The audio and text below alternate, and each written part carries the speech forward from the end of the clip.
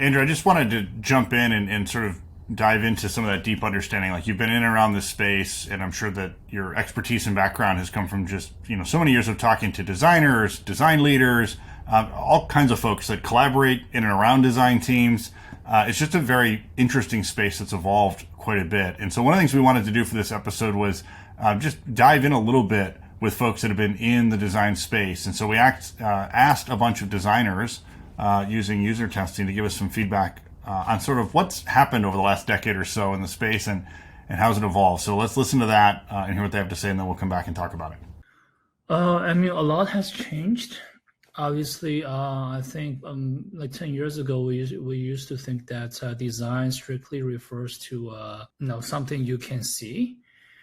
But fast forward to 10 years later, today I think design is kind of like all-encompassing kind of discipline that is involved in literally every aspect of a product and service. It was not much concerned about the user experience because, in fact, such term UX is something relatively recent.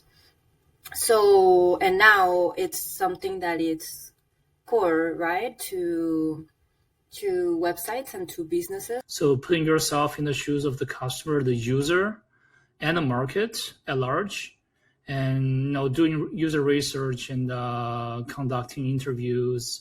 In the last 10 years or so, what is your favorite new tool or technology that you regularly use to do your job? So I think Figma, like, I don't know if that's like, I don't know when Figma started. I started using it a couple of years ago, and I think it's like an excellent collaborative tool. Something like Figma, I think without these tools, it will be really time consuming if we were to do it on the like manually on the whiteboard or like on the paper, which is great exercise, but to kind of have like a collaborative tool. Just so everybody can be on the same page and you can make the design process a lot more streamlined and easier. If you would look into the future, how will design change in the next 10 years? I think you'd have it even more simplified, and you'd be working with more algorithms to create the perfect design. There'd be more technology involved and less human thought going into it. So if you want something, it will just kind of do it for you. It will just be part of the whatever is trending in terms of technology, like AI or AI, AR and VR. Everything right now is more like artificial intelligence. It's more like AI, and the lay person, just the average person, to design things elaborately will become probably much easier. It's gonna continue with these user-centric patterns, so it's going to keep on placing the user in the center.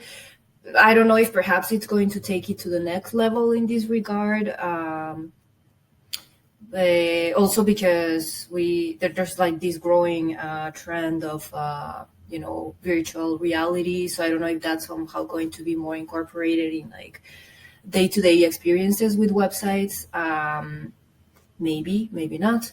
All right, as we come back from that, I do feel like I should mention that our producer Nathan talked about how passionate these folks were when we ran this test, and that most folks were even running long on our test and really just had amazing things they wanted to share. And so I love when you get to hear from passionate folks talking about how much stuff has changed. But beyond sort of our enjoyment of how much people enjoyed sharing with us, what are some of your thoughts, Andrew, and what resonated with you?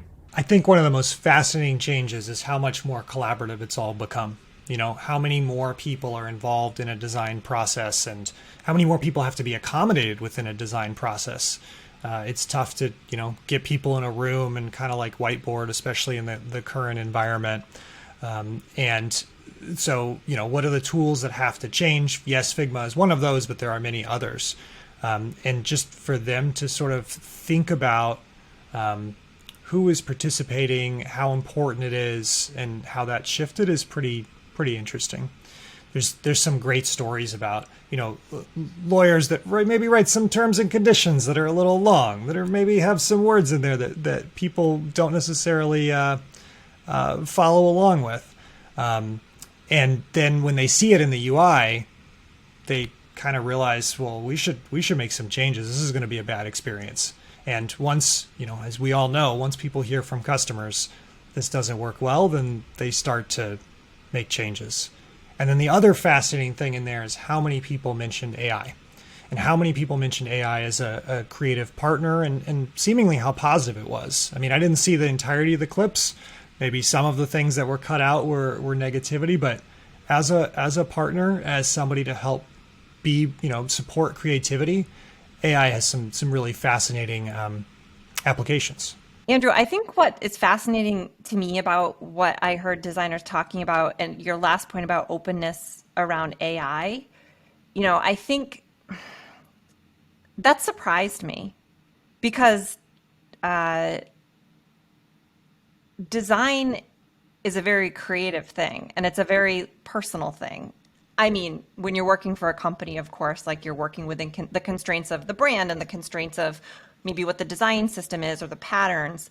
But to imagine that designers are okay with part of their job being driven or guided with AI is just a really, I'm surprised by that, because when we think about our customers, right, and researchers who have a craft around this, some of the AI really comes in around the analysis piece, but there is some of that. There's a skill set there that some don't believe can be replaced by AI. So I found that fascinating. I think the key there is replacement. It's not replacement. It is augmenting people's creative abilities. And I think that's the excitement you heard there. The prompt wasn't, what's going to replace you. The prompt was, what are you excited about in design, or what do you see the future of design being like? And it feels, it feels really possible that there will be these support systems and these structures similar to the way, we don't lay out type and print in the same way.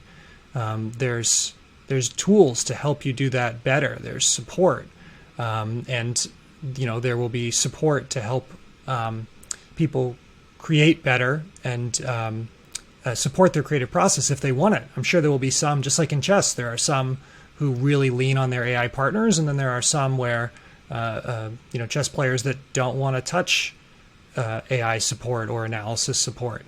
And so I think you'll just see different approaches from different places. And the key is it's not going to replace human ingenuity, human creativity. And anybody who says that it will, very skeptical about that actually working out.